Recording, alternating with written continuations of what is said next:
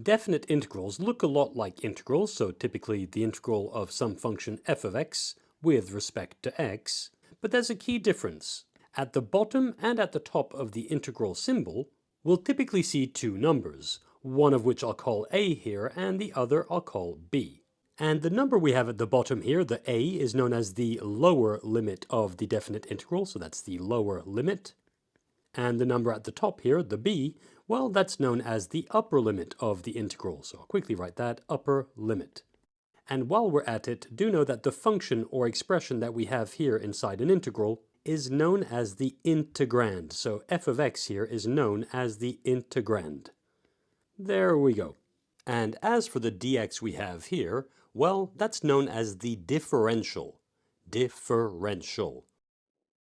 And for all practical purposes, what that differential dx tells us is that the variable we're integrating with respect to is x. Alright, so as far as notation is concerned, this is what a definite integral will look like. And as a first example, in fact I'll write it now, example 1, in a couple of minutes, we'll see how to evaluate or calculate the definite integral from 1 to 4 of 2x plus 3. Okay, so as I said, we'll see how to calculate this in just a minute. Before that though, I need to show you the formula we'll use to actually do it. And that formula is often called the Newton-Leibniz formula. Leibniz formula.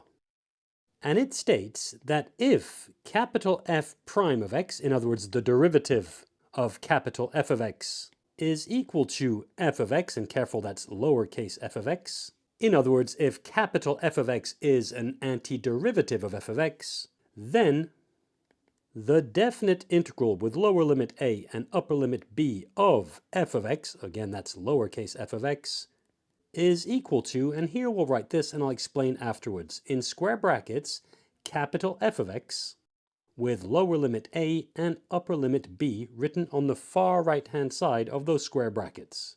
And what these square brackets mean with the lower and upper limits written this way is that this is equal to capital F of x evaluated at b, the upper limit, minus capital F evaluated at a, the lower limit. And so if I write that out, careful, that's capital F of b minus capital F of a, where again, capital F is an antiderivative of the function that we're integrating. And I should say, some people feel a little bit uncomfortable with the result that I'm hovering over right now. And so to clarify exactly what capital F of x is, it's often nice to just state that capital F of x is an antiderivative of f of x. So we could also write it this way. There we go. Okay, and don't worry, we're going to see exactly how that works in just a few seconds. So here's the formula, and what really matters is this result here, capital F of b minus capital F of a. And so let's see how we can use that with this first example down here. Again, we need to evaluate or calculate the definite integral from 1 to 4 of 2x plus 3.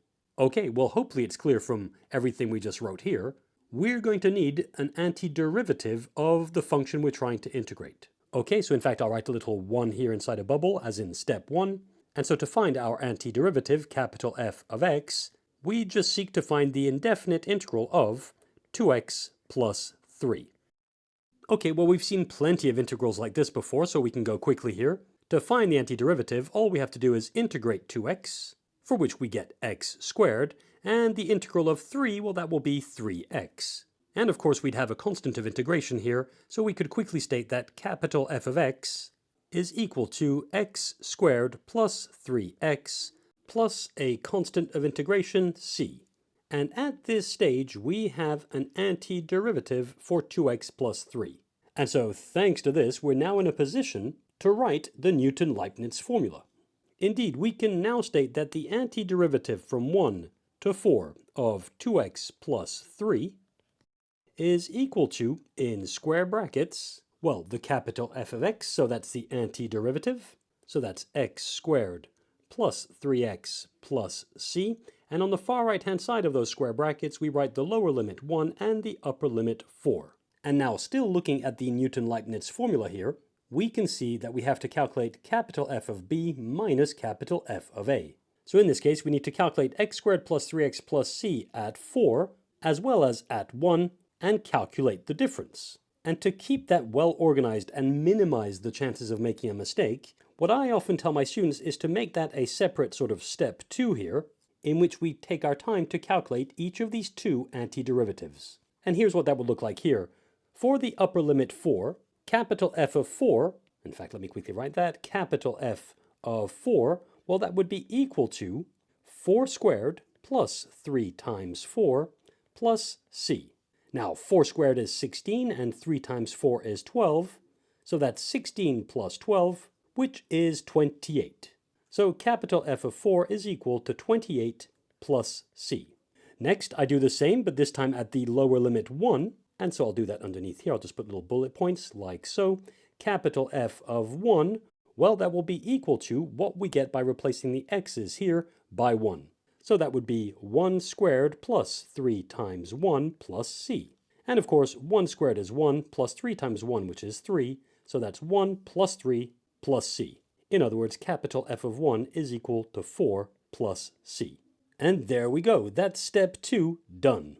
We now move on to the third and final step, which I'll write down here, step 3, in which we can complete the Newton-Leibniz formula. Indeed, this capital F of b minus capital F of a here would be 28 plus c minus 4 plus c. And so let me write that here. I'll write it like this, in parentheses 28 plus c minus, in parentheses, 4 plus c. And so just to be clear, for the sake of comparing what I just wrote to the formula we have here, this 28 plus c would be capital F of 4, and this 4 plus c here, well, that would be capital F of 1. So that's capital F at the upper limit minus capital F at the lower limit.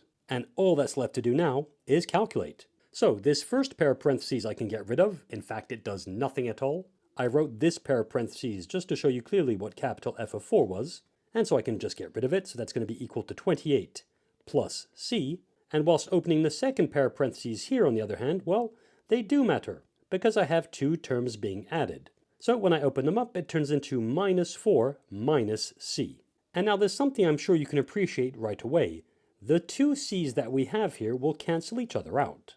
Indeed, I have a plus c here and a minus c there. And as far as the constant of integration is concerned, it will always cancel itself out when working with definite integrals. So when it comes to definite integrals, we don't have to bother writing a constant of integration.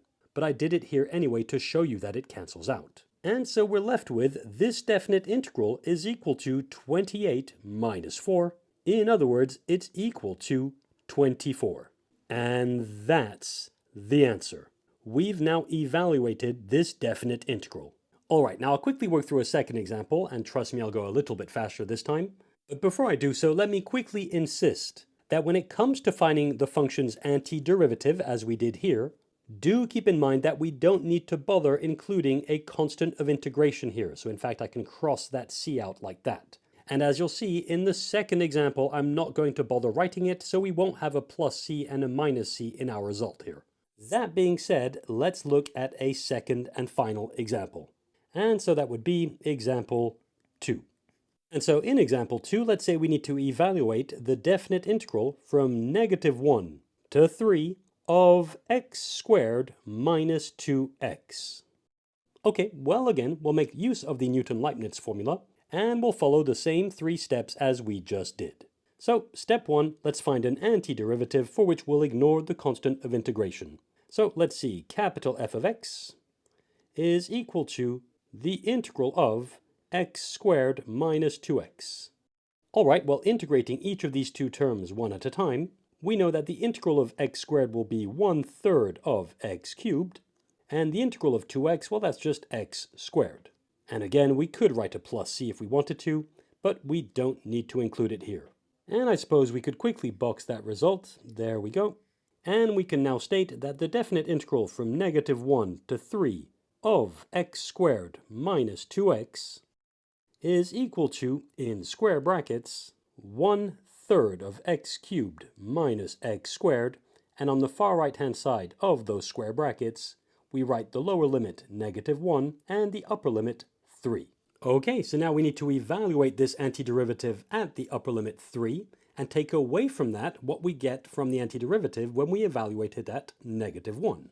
And so just as I did previously, I like to call this step 2, and I calculate them on the side here. So let's see, at the upper limit 3, that's capital F of 3, which will equal to, well, what we get from this expression replacing each of the x's we have by 3. So that would be 1/3 times 3 cubed minus 3 squared.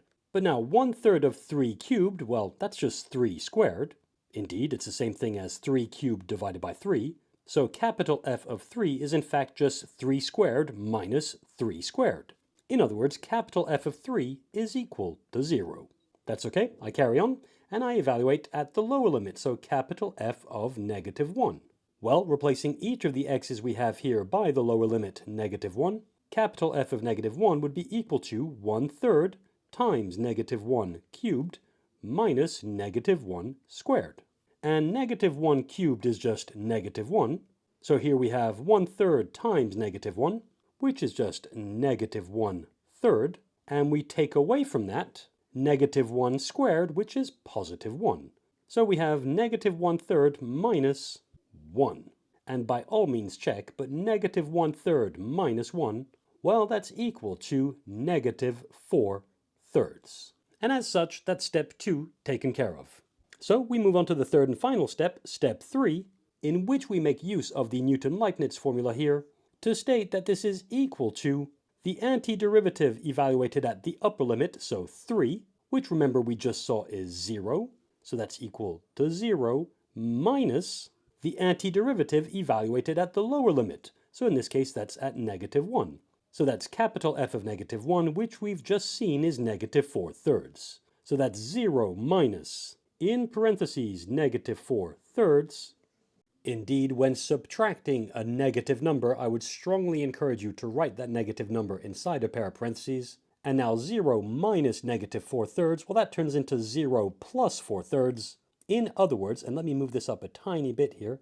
There we go. In other words, the definite integral here is equal to 4/3. And that's the answer. We've just evaluated the definite integral from -1 to 3 of x squared minus 2x. And there we go. Hopefully you're walking away from this tutorial knowing what the notation of a definite integral is all about. That's what we started off with here. And hopefully you also made note of the Newton-Leibniz formula that we saw here, which is what we use when we have to evaluate a definite integral. In the next video, we're going to be learning what these results actually mean. In other words, how we can interpret those results. For now though, that's it for this tutorial.